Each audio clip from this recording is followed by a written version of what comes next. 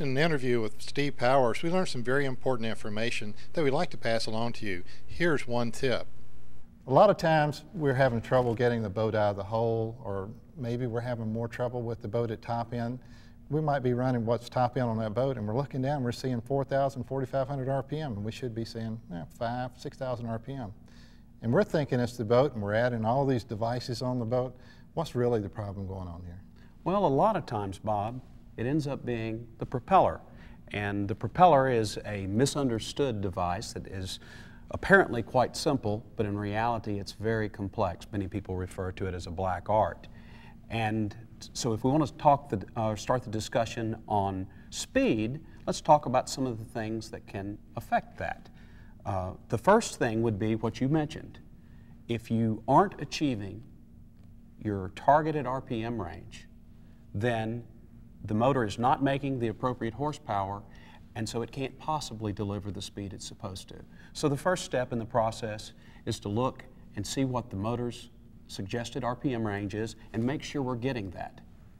If the speed appears illogical, then one of the most common issues we run across is frequently the tachometer is set on the wrong number of cylinders. That will also produce a problem for us. But if those issues are correct, then we have to take a look at the design of the propeller and the way the hull is performing.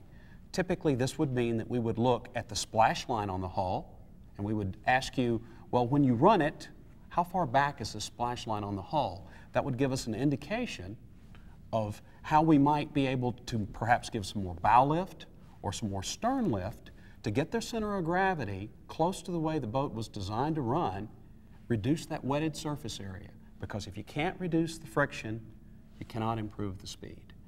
So all of those factors go into the selection, and then we would look and we would either have a prop that maybe had more cup in it to improve bow lift.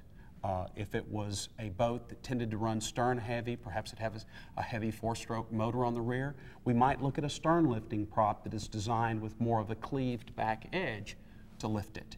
Those are the most common issues that we run across in starting the selection process for a speed-based complaint.